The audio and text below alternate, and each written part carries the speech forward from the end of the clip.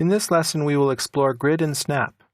The closest analogy to grid in the real world is graph paper.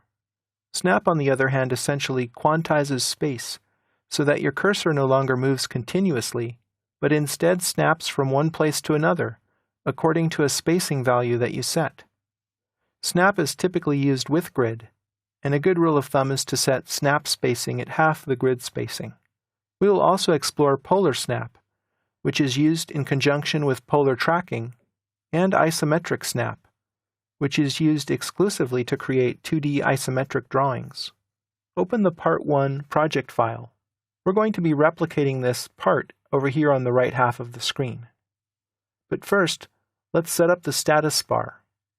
Toggle on Dynamic Input, Grid, and Snap, and then right-click on either Grid or Snap and choose Settings. That will bring you here to the Snap and Grid tab of the Drafting Settings dialog box. Let's set the grid spacing at twice the increment of the snap spacing. So I'll highlight this value and type 1 and press Tab. The grid Y spacing automatically will match the grid X spacing. Make sure you have Grid Snap and Rectangular Snap selected, and then click OK. Go up to the Line tool and click it, and notice that as you move the cursor in the drawing window, it jumps from one point to another. This is the effect of snap. Move the cursor over here horizontally from the red line, and click at this major grid line, which is the brighter gray line on the screen. Move the mouse horizontally to the left, and you can see that it says 5 units right there in the dimension that's highlighted, and that matches the dimension at the bottom of the part diagram. So I'll click right here and move the mouse down. Let's ignore the arcs right now. We'll get to those later. I'll go down here and draw this at 2 units in a vertical direction. Move over to the right, and this is dimensioned at 2.5 units in the diagram. So I'll click right here. Move down 2 snap increments, so I have a distance of 1. I'll just click right here. And I'll just continue clicking and drawing this very simple diagram using grid and snap. When I get to the end up here, I'll press the space bar to end the line command. And then I'll press it again to repeat the line command. And I'll draw a vertical line right down here by clicking 2 points. Press the space bar, press it again, draw a horizontal line across here, space bar, click 2 more points, press the space bar again, and then notice that these lines have a dashed appearance. That's controlled by line type. Select these 2 lines, right-click to open the context menu, and choose Properties. In the Properties palette, you'll find a line type parameter. Click right here to activate the control, and then click again to open the drop-down. Select Hidden from the list, and then press Escape to deselect the lines, and then click the Close box to close the Properties palette. Next, let's draw this arc here. Open the Arc flyout, select Start Center End, click the start point here, the center point here, and the end point here. We need to get rid of this vertical line. Use the Erase tool, select the line, and press Enter. Now this looks good, except it's over 1 unit from where it should be, according to the diagram. Let's stretch the geometry. Click Stretch. And the Stretch command works differently than most of the other modify commands, in that you must select what you want to stretch with a crossing window. You can't just click on it. You have to do a crossing window. So click below the area that you want to select and to the right. Move up and to the left to make a crossing window. Click again to select. Press Enter to exit Select Objects mode. Specify a base point at some arbitrary location on screen. Move horizontally to the left 1 snap increment, and then click.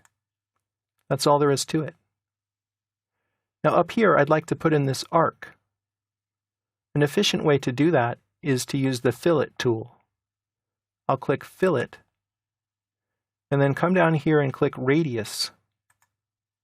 We'll set the radius to 0.5, press Enter, and then click these 2 lines to fillet them together with that radius value. Press the spacebar to repeat fillet. Set a new radius value of 1. Press Enter. Click these 2 lines to fillet them together with a radius of 1. So we've successfully replicated the part using Grid and Snap. Now I'll pan over to the right and let's take a look at Polar Snap.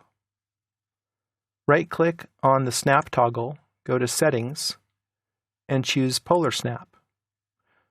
The polar distance is set here, and I'll leave it set to 1. Polar Snap works with polar tracking, so we need to turn that mode on as well.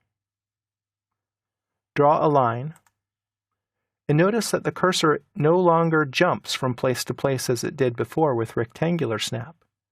Instead, Polar Snap is a relative coordinate system. I'll click a first point anywhere, and you can see that now I can jump in whole increments relative to that point that I clicked. I can also do that on an angle, and the angle, of course, is controlled right here. If you right-click on the Polar Tracking tool, you can set the angle that you want to work at. Let me try 30 degrees. Now I can draw a line that's horizontal or one that's at 30 degrees, and I can create these lines in these whole integer distances. I'll press the spacebar to end the command. Finally, I'd like to show you isometric snap. So I'll right-click on the snap toggle, go to Settings, and that's available here under Grid Snap, Isometric Snap. Okay. As soon as I select that, the cursor changes to this isometric cursor. And you can toggle the ISO plane with the F5 key. So press F5 and you switch to the top plane, the right plane, the left plane, and then back to the top plane. So you cycle through these 3 planes. Let's turn on ortho instead of polar mode. Let's draw a line from some arbitrary location, and I'll draw it 5 units in length. I'll draw another line in this direction that's, again, 5 units in length. Another one, 5 units, and I'll go back to the start point.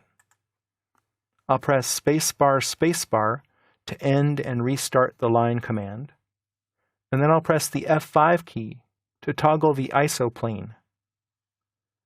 I'll come over here and snap to that point, move down 5 units, move over 5 units, and up 5 units.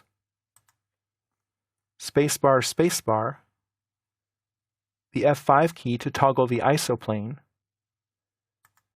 Then I'll just draw in these last 2 lines to complete this representation of a cube. I'll press the spacebar to end. So this is a 2-dimensional representation of a 3-dimensional object. You now know how to use Grid and Snap as aids to help you draw objects whose dimensions happen to be integer multiples of a given increment. Needless to say, not all objects in the real world are designed with integer measurements in mind, so Snap has limited utility. Snap is not to be confused with Object Snap, which is a different concept entirely.